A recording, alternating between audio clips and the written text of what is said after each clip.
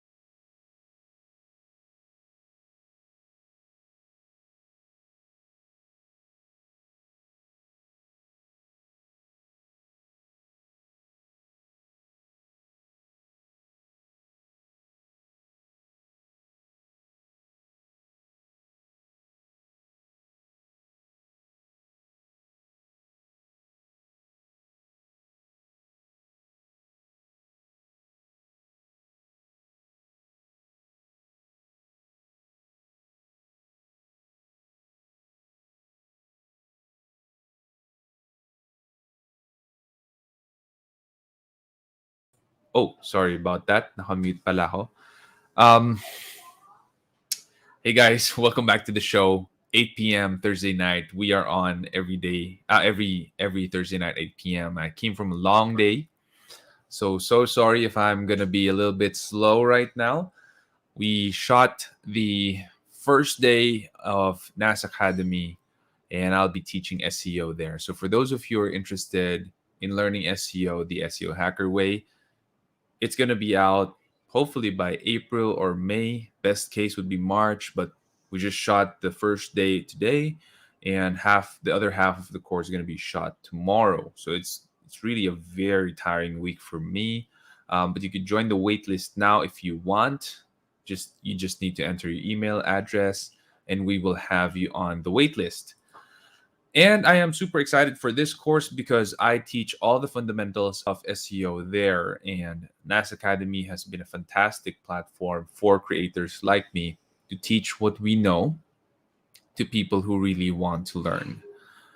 We also have new episodes in the Leadership Stack podcast. Let me just pull that up for you so that I can share my screen with you guys.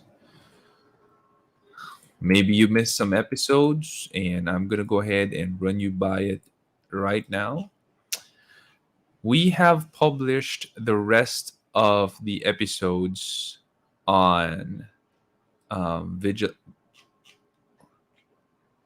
on expertise. So Barry is Mr. Alan Barry is someone who talks about expertise. Why is expertise important? Why do we need to learn it? Why do we need to be an expert in our field? This is a good 4 episode podcast, and per episode, it's not going to be too long. And we have how the expert build experts build their confidence, is being proficient enough, why curiosity makes one an expert. That's a very good episode right there, and how to improve your leadership expertise. And then we have Miss Tony Aquino for this week, Feb 15 to 17. We've published 3 episodes with her so far, and that's going to be about US stocks, investment, and financial health, how it impacts your well being, and is it worth investing in self improvement, and why. So these are our new episodes. If you haven't tuned in the podcast, you might want to check these out if you missed them. And if you're not following us, please do follow the Leadership Stack podcast on Spotify. If you are more of a visual learner, we have these same episodes published on YouTube. And the YouTube link is going to be linked down there by Lara. And you could follow us on YouTube as well. So the YouTube URL is leadme.ph/YouTube. That is how you're going to be following us there. We do have some questions tonight. Not a lot of questions though, so maybe we'll finish early and I get to rest earlier as well tonight. But for those of you who may have questions, you may have some trouble in business right now, problems with business, with your people, with your hires, with people resigning, with someone you need to let go or fire, just leave your questions in the Discord channel, which is scrolling down below from the chan.c/discord, or you can also leave your questions in the Facebook group, the Leadership Stack Facebook group, or in YouTube. There you go. You could leave your questions on YouTube and we will be able to get to them, read them, add them to the questions list, and I'll be able to answer them live tonight. So we're going to go for our first question. And that's going to be from V. Can you tell us the story of when you decided you wanted to become a leader? That story is going to be non existent because I was thrusted into leadership roles early on, and I knew that I needed to be a leader. I wouldn't say that I wanted to become a leader because I'm an introvert, especially during my grade school and high school years. I would not take leadership roles. I did not want to be a leader during those days. I was an introvert. I kept to myself. I was a little bit weird, eccentric, and I couldn't really say that I wanted to be a leader. That's not something that I aspired to be, but I knew that I had to be a leader if I wanted to leave a mark, make a dent in the universe. And so at an early age, I think I was 12 years old, I picked up a book by John Maxwell called The 21 Irrefutable Laws of Leadership. One of the very first self help books that I've ever read in my life. And I studied the 21 laws. They have a new version now. They update this book every so often. But I got one of the very first versions of that book, and I was mesmerized about how important leadership is. And I was also burdened about how heavy leadership is. It is very, very tough. The laws there, a lot of them are well nigh impossible for someone to be able to follow, especially a 12-year-old Sean, right? It was like a fairy tale when I was reading that book. But I knew that someday I'm going to be facing the real world. I'm going to be facing challenges and problems. I might be able to lead my own team in the marketplace. So I read that book and I practice it as much as I can. And I kept it in mind. I've read that book over 3, 4 times now. And without that book, I wouldn't be the leader that I am today. So I'd say that it's more of preparing to be a leader rather than me deciding that I want to be a leader. You don't just decide that you want to be a leader. You're usually thrust into that position.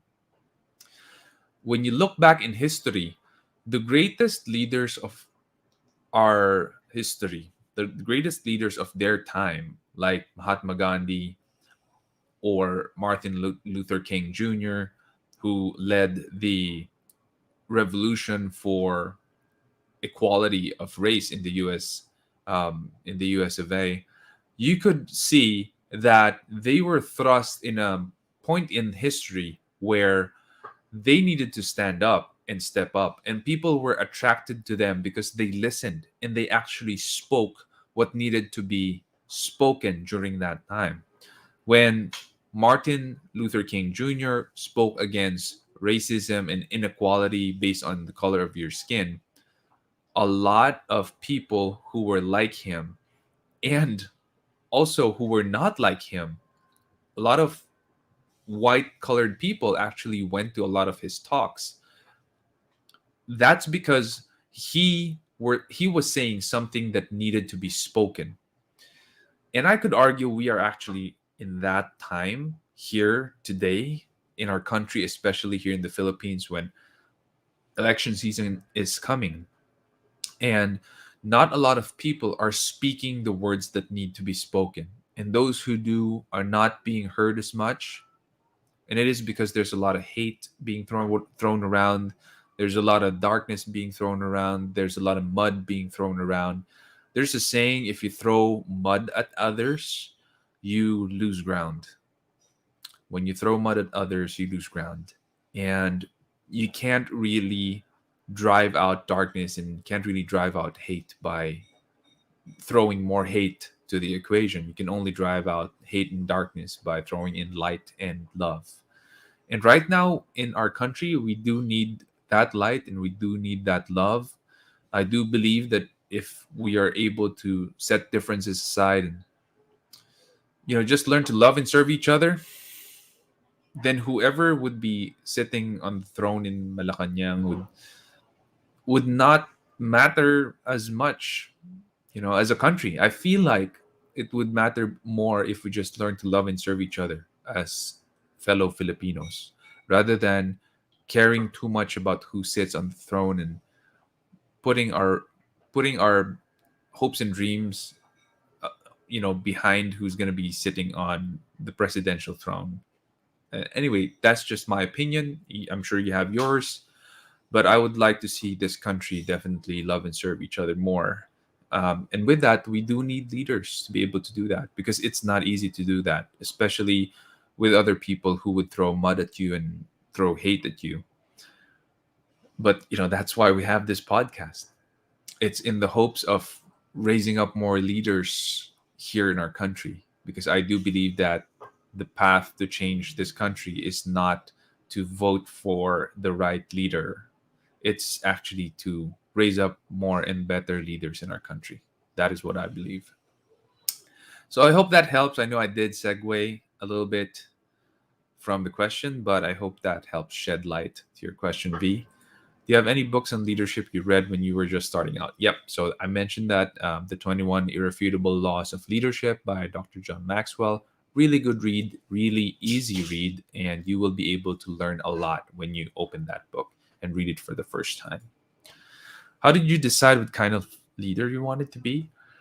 I really, this is something that a lot of people get mixed up. You don't really decide what kind of leader you want to be. You lead with what you have and what you know.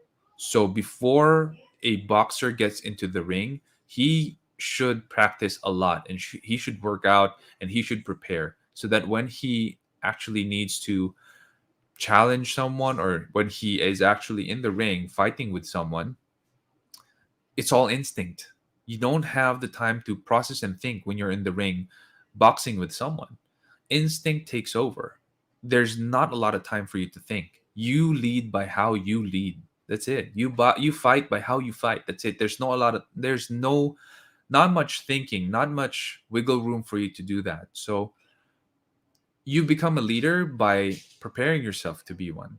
You read books, you listen to podcasts, you get mentors, you practice leadership, you influence other people, you make yourself a better person, you make sure that who you are in private is the same as who you are in public.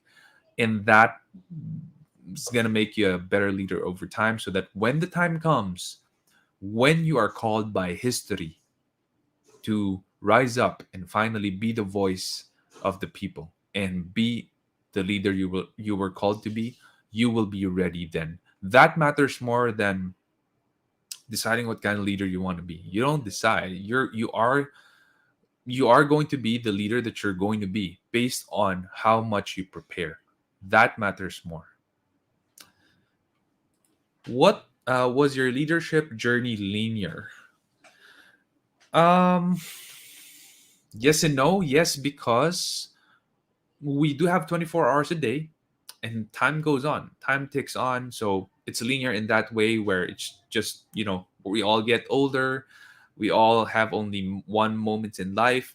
And it's not linear because problems happen simultaneously and you do have to deal with them. You do have to juggle problems simultaneously. But at the same time, you got to realize what percent of the problem can I really act on and decide on, and what percent of the problem do I have no control whatsoever. Because usually as entrepreneurs or as leaders, we try to affect the problem 100%. The fact of the matter is we only have 10% say, or we only have 10% decision to affect the problem with our solution. 90% of it we cannot affect.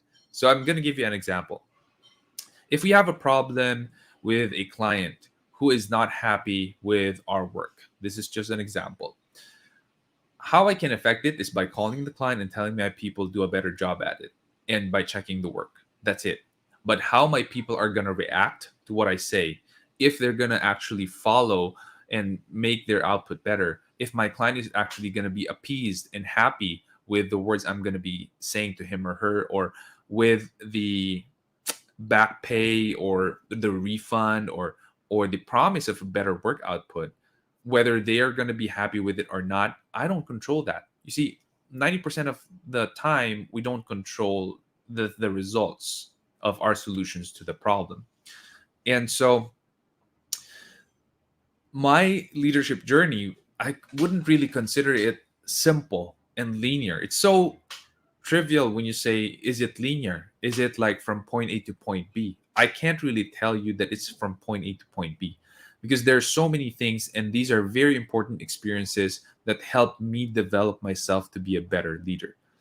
I've gone through some of the worst times, hired some of the worst, nastiest people ever that I could ever imagine hiring, and they did a lot of damage to the brand, to SEO Hacker.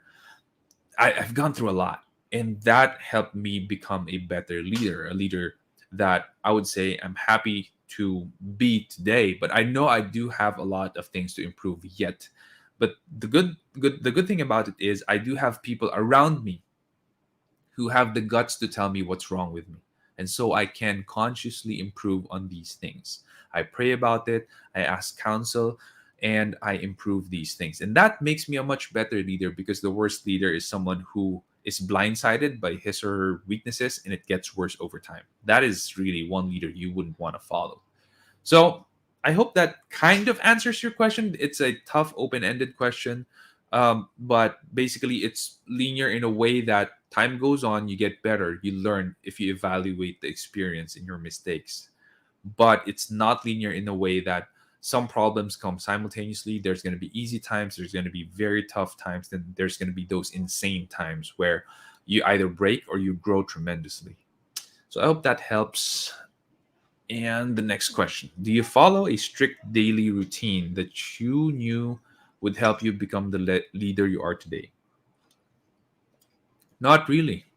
Contrary to what people think, I actually didn't have much of a routine until this year. I have a better routine this year, but I'm still trying to tweak and improve it. But since I started SEO Hacker way back 2010, I wouldn't say I had a routine that I stuck to. So I'm usually flexible. And I think if you are a startup entrepreneur, I don't think you're going to have a routine, because clients call you at the middle of the night, clients call you at the early onset of the morning before the sun goes up. You're not going to have a good routine when that happens. And sometimes you need to meet clients who are going to ask you to go out for a drink, and you show them a good time, wholesome good time, of course. But still, that ends up being late, around midnight or 1 a.m. And then I'd go home. I'd be very tired. And so I couldn't wake up as early as I'd like to be. It's going to be very difficult for an entrepreneur to have that routine when you're starting up. And I know that SEO Hacker is 11 years old, but hey, we're just 11 years old. My startup years, my first 5 years, I couldn't possibly have a routine. And when I started scaling it up on the sixth, seventh, eighth year, I was also studying how do I scale this business up in such a way where in the soonest possible time it can work on its own without me being there hands on, because that's gonna take a lot of money, capital. That's gonna mean that the business is generating X amount of revenue so that I can hire A players who are, have a higher pay grade. That's gonna mean that I would need to give back to my people in the team in a way where they're gonna love whatever benefits they're getting. They're gonna love their pay grade. They're gonna be staying long term. They're gonna love the journey of being an SEO hacker. All of these things are not easy and would demand so much time. So, routines are something that I actually didn't have until this year. And that's me trying to cheat because this year just started. So, I really couldn't say that I have a solid routine right now. So, it is possible for you to not have a routine and still find success somewhere along the way as an entrepreneur. It is. You just have to have the discipline to do the things that matter. Do the things that matter. I hope that helps, and I hope that enlightens some of you who are thinking, oh no, I have to have a routine, otherwise I would never be successful. That is not true. For me, I didn't have a routine until this year. What kind of belief system is necessary for one to undertake a leadership journey? Well, number one, you have to believe that you don't know it all, that you have a lot to learn, and that you are not perfect. In fact, you have to believe that most of the time, you're the idiot. That's really the mindset that I have. Most of the time, I don't know stuff. Most of the time, I'm the idiot in the room. And that makes me very open to learn from other people. I don't care where they are in their walk in life. I don't care if they're financially less successful. I don't care if they're financially more successful. What I want to do is to be able to learn from them. So I ask questions. If you're too proud to ask questions, I don't think you're going to be much of a leader because there's not going to be much in you to give away. Remember, we can only give away what we have. And if you don't have that humility to learn from others, then you're not going to be able to give away and teach a lot of things to people who might want to follow you. And if no one's following you, then you're not really leading, you're just taking a walk. That is not leadership. So I do think that having the belief that you're the idiot in the room helped me out a lot in my leadership journey, because I would just really consume anything that I could learn from anyone in all walks of life. That has helped me out tremendously. If you're asking me for a belief system in terms of faith, I would encourage you to look into the faith that I have. I'm a born again Christian. I do respect all faith, whatever faith you have in whatever religion you might have. I respect that, but I'm a born again Christian, so this is what I'm sharing. I do believe that if you have the same faith that I do in God and you read the Bible, you pray to Him every day, that's gonna help you tremendously in your leadership journey. Because with what I mentioned earlier, we do not control so many things in our lives. And as an entrepreneur, you just have the tendency to worry and be anxious about what tomorrow has. And the Bible helps a lot in that aspect, because there is a verse in the Bible where Jesus says, do not worry about tomorrow, for tomorrow will worry about itself. I'm paraphrasing this for you. And he adds to that, who among you can add another hour to his life by worrying? We can't even add an hour to our lives by doing anything or doing whatever we want. We Nothing can help us to add another hour of our life. And if you worry, you actually subtract from that, because studies show that worrying causes stress. Stress causes us to release cortisol, and it's just bad for us. We shorten our lives by worrying. Jesus also begins to explain that look at the birds of the air. They don't sow, they don't reap, they don't harvest, they don't store their food in the ref or in the barn, and yet God feeds them. They're, they're fed. They're alive, they fly, God takes care of them.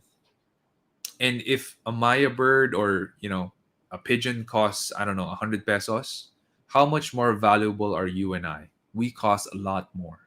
And God cares for you and me a lot more. God will take care of us. So having this kind of mindset as an entrepreneur helped me tremendously. And I could lead better because I have more spirit in me.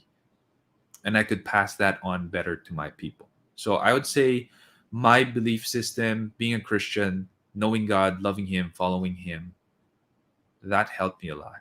And I hope that would help you a lot as well. Okay, next question. Oh, hello, Ron. Shout out to Ron. Thanks for tuning in. Welcome to the show tonight. Again, I'm a bit tired, bit spent. Had a whole day with the NAS Academy team and their director and video camera crew. We shot since 9 a.m. earlier and pretty darn spent right now. And we're going to do it again tomorrow. So I plan to rest early tonight.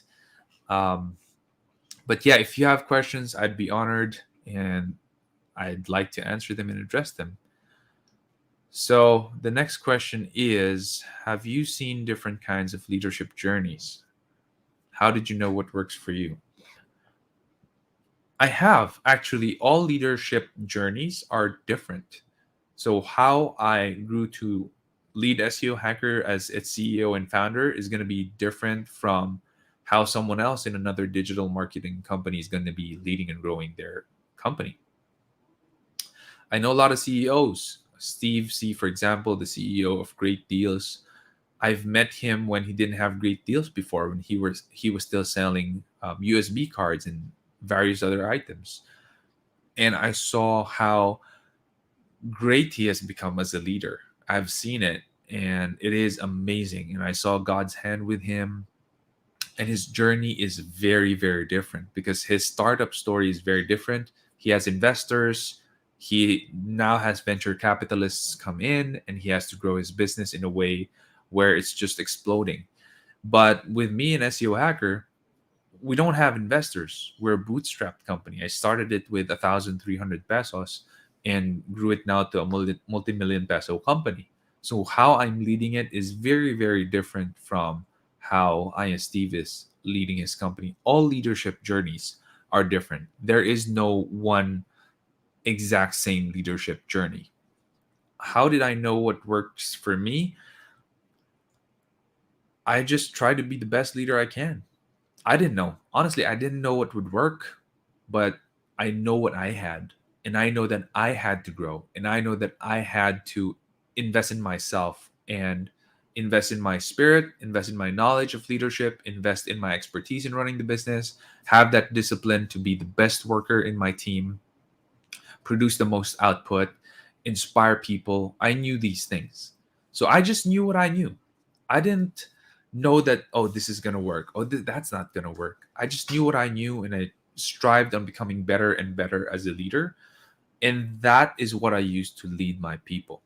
Again, I didn't know what works for me, but the combination of my spiritual walk, my growth, reading books, listening to podcasts, getting mentors, asking them questions, asking so many questions to so many different people, that worked very well for me. And I hope that would help you out as well and work well for you as well.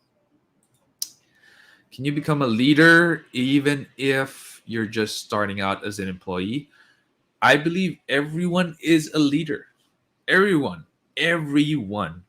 The moment that you wake up, you got to lead yourself out of the bed. That is the hardest thing to do, to lead yourself. Because we become complacent, we become comfortable. And don't we want that, to be comfortable? That is sometimes our goal. But the thing about comfort is you don't grow, you're not challenged, you become stagnant, your leadership fades, loses its sharpness. And So the hardest person to lead is yourself. And if you're able to tell yourself to get out of bed earlier than you would like, then that is already a good amount of leadership practiced. Everyone is a leader. That is what I believe in. And that is why we're doing this as well, to improve that leadership skill. So that someday, when you're actually given the baton and the chance to lead other people in your team or organization, you are already a much better leader than you are going to be if you did not tune in, if you did not listen to the advice we give, the books we tell you to read, and so on. So yeah, definitely 100% my answer to this question is yes. Okay, next question. Do you have any leaders you look up to and why do you look up to them? I have a lot of leaders that I look up to. So I mentioned Dr. John Maxwell, who wrote that book, The 21 Irrefutable Laws of Leadership. I look up to that guy a lot. His life is a tremendous influence, not just to me, but to a lot of leaders in the world. And that is why he is the number one authority in leadership today. I look up to my mentor for 7 years, Pastor Dennis C., without whom I do believe I'd be a lost soul right now and I wouldn't be here speaking with you. He is my spiritual father, and he pulled me out from very dark time in my life, and I've learned to walk with the Lord much better because of him. And up to today, he is still leading and challenging himself, and he is an inspiration to me, and I'm sure to a lot of other people. I look up to Patrick Lencioni, wrote a lot of books about organizational health. I follow his stuff. I look up to Seth Godin. He's a thought leader in marketing in the US and the rest of the world. A lot of people have read his book. Malcolm Gladwell, someone I read, someone I look up to. Jim Collins, someone I read and look up to. Dave Ramsey and his team in Entre Leadership, someone I look up to and follow. There are a lot of people and leaders that I look up to. CEO of Santi Barley, Joey Marcello. I look up to him. I ask him questions. One of my mentors. Um, Miss Anna Tatlonghari, who is the CEO of Ayala Land International. I look up to her. I ask her questions. She's one of my mentors as well. There's so many people. I can't even complete the list because that's going to take hours and hours of our time here, and I don't want to bore you as well. But there's just so many people who have helped me out, whether in the flesh or through their books and podcasts. And yeah, I hope that you got some of those names and start to follow them too, because they will help you out tremendously in your life. Okay, next question from Pam. When and how did you realize that you wanted to become a leader? I think this is very similar to the first question, where I answered that I actually didn't know. You just don't know. When history gives you that challenge and call, either you rise up and accept that challenge and you become the leader that you're called to be, like Mahatma Gandhi or Dr. Martin Luther King Jr., or you become, some unknown name in history. That's what I believe happens during the call for leadership. You either rise up or you fade out. That's it. How do you establish yourself as a leader? I think that you don't really establish yourself. If you have people following you, then that validates your leadership. When they follow you out of their own volition, not because of your position, that establishes you as a leader. So it would largely depend on people following you on their own volition, and not that they do have to follow you because you're their boss. When that happens, when they're following you because they want to, then I think that establishes you as their leader. What are ways to develop young leaders? Encourage them, give them vision, tell them this is the potential future that you're going to be having in your life. and then involve what they are doing alongside you with them. So, for example, with my leaders in the team, what I tell them is, this is where SEO Hacker is going. This is where you are. And I believe that you can be this, and that. And I want to be part of your dream life, the life you've dreamed of. And this is my vision for you.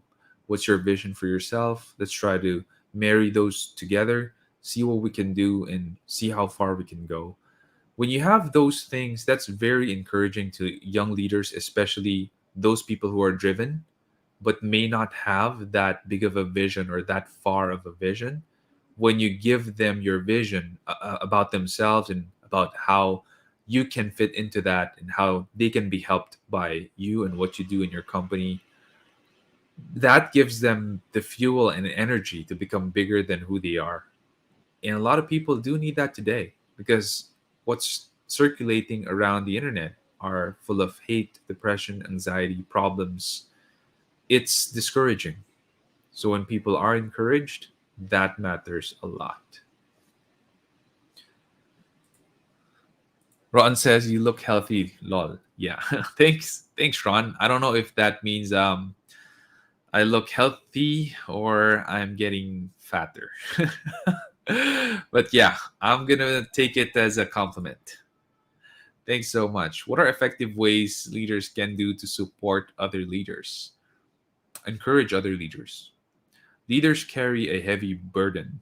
Remember, when you're leading other people, they look at you, and you have to live a life of integrity. And that means that your walk is so much heavier and so much more important now that you're a leader, now that you got followers, now that other people are looking at you. And your accountability to yourself and to them is much heavier. And so I think one of the best things that leaders can do to support other leaders is to encourage them. Tell them that I understand what you're going through. Listen to them, listen to their problems, provide some advice or solutions if you can. But what leaders really need to do is encourage other leaders. It is tiring, especially to lead here in this country. It is tiring. The best thing you can do is encourage your leaders. Even if you're not a leader, even if you're a team player, or you see yourself and you say, I'm just an employee, when you encourage your leader, that does a whole lot for them. Baka sabihin niya nagpaparinig ako, hindi ako nagpaparinig. My wife always encourages and appreciates me. And that's enough. What has been one of your biggest joys as a leader? I think my biggest joy would be when I see my people actually taking up the mantle to lead. So, one of the people that I have with me up to right now, here right now, helping me with the show is Lara. And Lara was a very shy person. And I know she's listening now because she's the one manning this show. She's the tech person behind the show right now, and she's our editor as well. And when Lara started out with me, she'd be very shy. Whenever I would enter the office, she wouldn't even greet me. She would just keep to her computer, keep her head down, and the other people in the room would say she would start trembling. I don't know. I haven't seen that, and I don't think that's true, but that's what they told me. And right now, guess what? Lara is our director of the Leadership Stack podcast.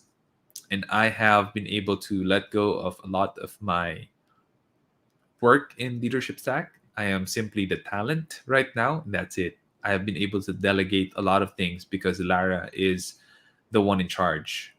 And her leading the team, that is one of the biggest joys that I have, to be honest.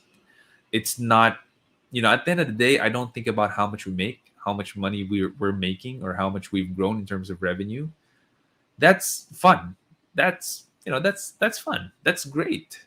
I can provide for more people, create more jobs, help the economy. But the one that gives me the most joy would be seeing people in my team rise up from where they are to be really good leaders. That gives me so much joy. Yeah. So I hope you could tell by the way I'm smiling that it is the truth. Ron says no sarcasm. Thanks, Ron. I take it as a compliment, sabi ko nga kanina. So really appreciate that and really appreciate that you're here. And that is going to be the last question. What are your biggest? Yeah, that's going to be the last question. So for those of you who have tuned in a little bit later, I just want you to know that my course in NAS Academy is coming out. That's going to be about SEO. So for those of you who are interested in how to manipulate search results and how to rank number one in Google, what you can do right now is join the waitlist. The price of the course is not yet final, it's not yet out. So we will definitely email you when my course is out. This is going to be a global course. We are launching this worldwide, and I'm speaking straight English throughout the course. And I do have examples and I do have activities and quizzes there for you to learn SEO Hacker in a hands on, more applicable way. And you keep learning through 7 days with me, and I will be with you all the way to graduation. If you're interested, you want to join this course, join the waitlist now. If you know someone who might be interested, please do share the link with them. That's nasacademy.com/SEO-hacker, or simply search in Google NAS Academy SEO Hacker. You'll be able to find this landing page. So I hope that helps. Again, we are Leadership Stack Podcast. We are on Spotify. If you haven't followed us there, please do follow us there and please do help share it. And if you're more of a visual learner, please do subscribe to us on YouTube. We release episodes every week, and we are on the road to 2,000 subscribers. Hopefully this year. Please do help by sharing our show as well. Again, this is Leadership Stack. Next Thursday, though, we would not have an AMA because I wouldn't be here. And we're taking a break, and we would be resuming Leadership Stack live already the week after next. That's going to be the first week of March. I hope this episode has given value to you. And if you have learned something, please do help share and tune in on the next Leadership Stack Live on the first Thursday of March, 8 p.m. Take care and God bless.